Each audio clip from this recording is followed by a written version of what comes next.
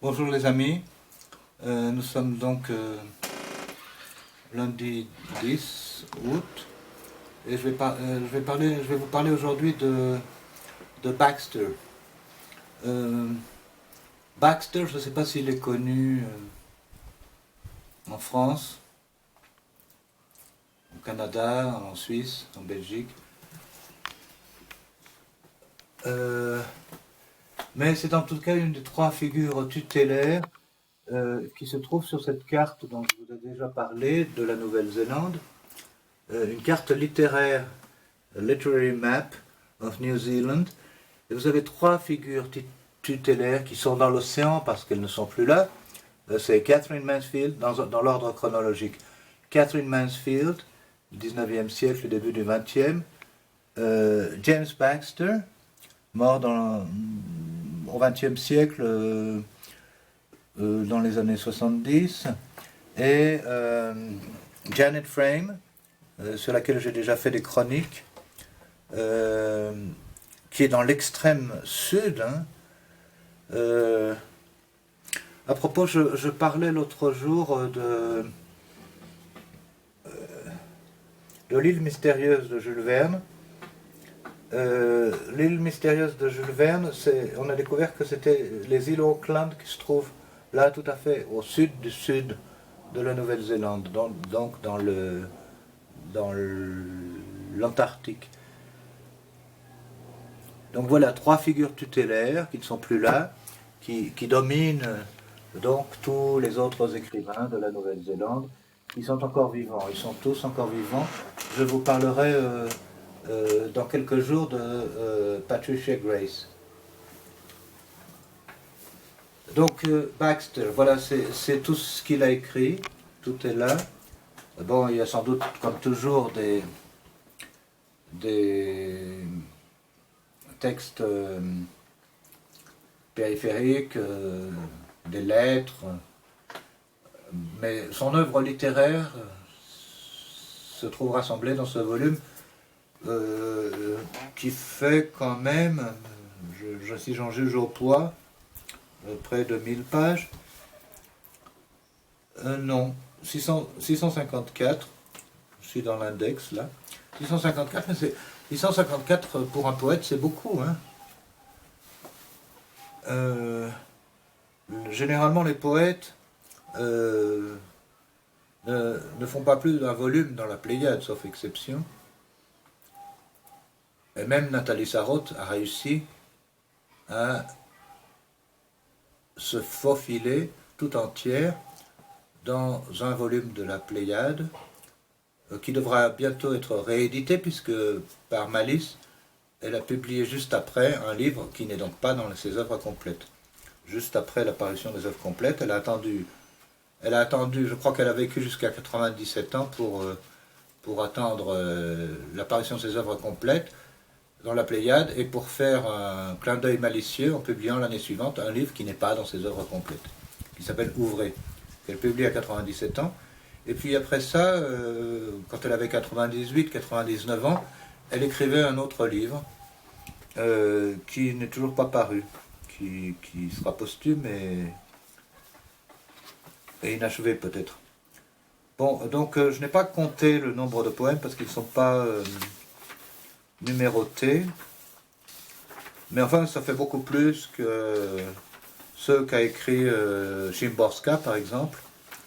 Ça fait plus du double, donc peut-être 500 poèmes. Alors, qui est Baxter et pourquoi est-il si méconnu? Bon, méconnu peut-être pas par les poètes.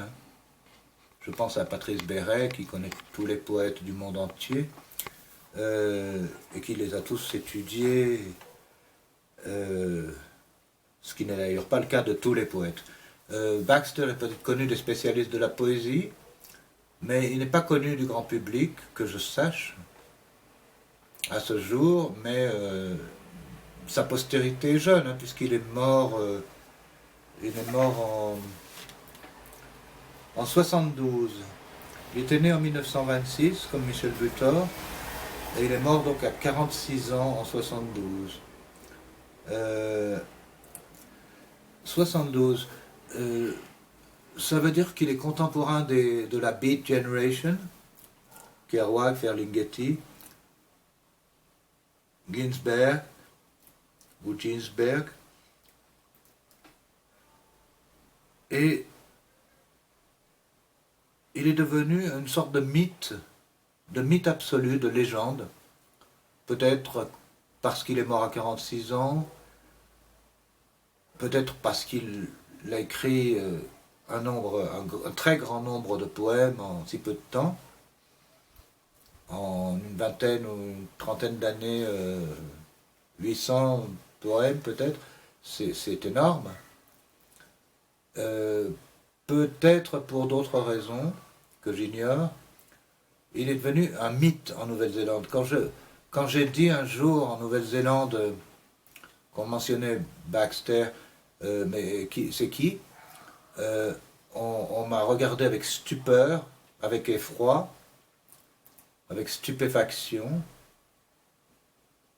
avec commisération.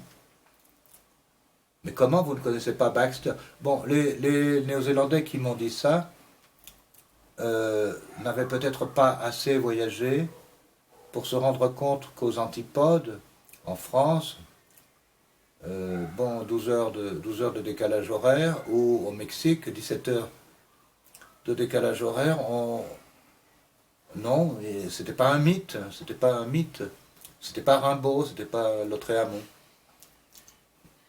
c'était pas Émile Nelligan. Il a peut-être d'ailleurs on peut peut-être établir un parallèle avec Nelligan, qui est un mythe absolu au Québec, et qui n'est connu que par les amateurs de poésie dans le reste du monde.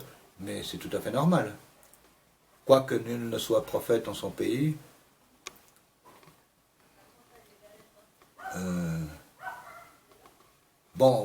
Octavio Paz, qui citait ce proverbe, est quand même considéré ici comme quoi qu'il soit un poète encore récent, mort à la fin du siècle dernier, prix Nobel en 90, mort sans doute vers 98, est quand même ici considéré comme un mythe fondateur presque. Il figure sur des pièces de monnaie, par exemple, son effigie, ce qui n'est sans doute pas le cas de Michel Butor en France, par exemple, ou de Yves Bonnefoy,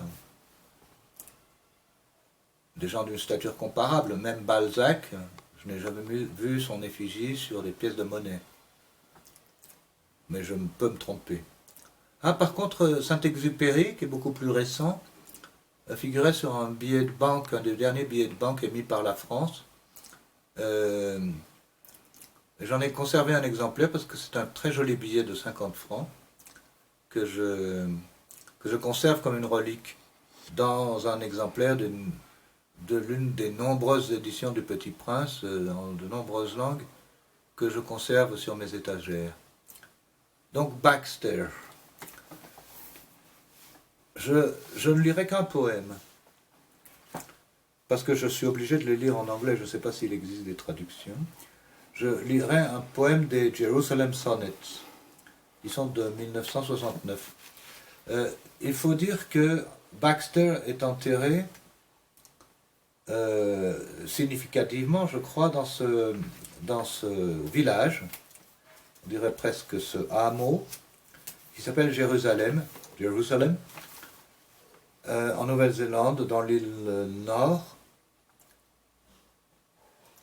Je suis allé sur sa tombe, je suis allé même 2 fois, Jérusalem, Nouvelle-Zélande, jamais encore en Israël, en Palestine.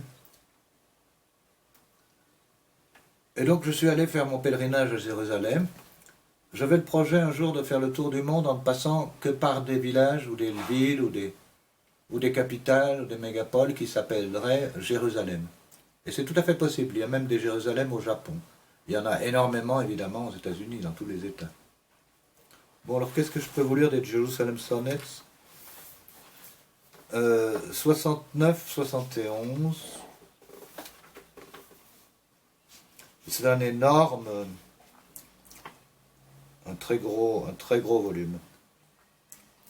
Plus de 100 pages. C'est beaucoup pour un recueil de poèmes. My love came through the city. Bon, on va lire le premier. Ah, j'ai oublié de dire qu'il y avait un côté mystique chez Baxter, qu'on appelle familièrement Jimmy Baxter. 477.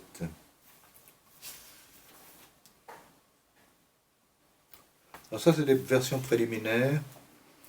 A small grey cloudy louse that nests in my beard is not, as some have called it, a pearl of God.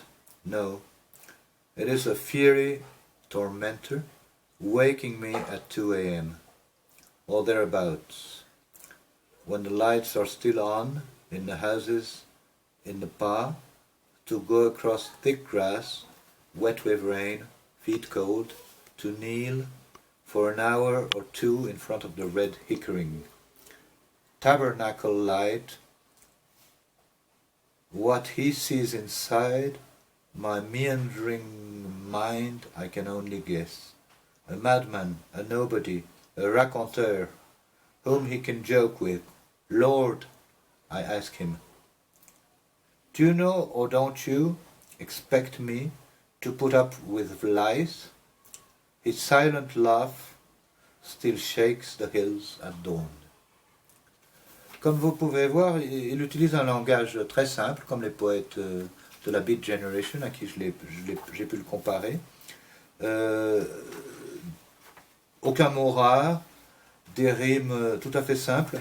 C'est peut-être ce qui fait qu'il est si populaire, ça participe en tout cas. Tous ces poèmes sont écrits selon la métrique classique. Il y a aussi une importance très forte de la foi dans ces poèmes. Oh Lord, on a entendu. Et puis il y a une importance très forte aussi de l'ingrédient maori de la culture néo-zélandaise. Et enfin, une influence très forte, je crois, déjà, quoiqu'ils aient été ses contemporains, des poètes de la Beat Generation. C'était un homme qui vivait tout à fait simplement, une sorte d'anachorète. Enfin, c'est du moins ce que nous ont dit à ma femme et moi les sœurs qui vivaient dans le couvent de Jérusalem. 3 sœurs qui vivaient lorsque nous sommes allés en pèlerinage à Jérusalem. The ring I wear, c'est le poème numéro 20 de Jerusalem Sonnets. The ring I wear on my third finger, Alan Thornton gave me it, one fish. For Tihihi, the force of life in man, 2 fishes for Te Kare and myself, the love of the one to the one which is the hook in our guts, 3 fishes for the many, the cross of Te Ariki, that breaks out in flower, the anchor, Te Aroa. I have worn it now, Colin, for 8 months, or thereabouts. It burns me and it saves me, or say the single one in the pakeha fish. And the big one, Te Ariki, followed by Te Tuna, the Maori fish, who twists on after him in poverty and darkness, and I must go with them upstream to the heart of the cross. Merci les amis, et à demain.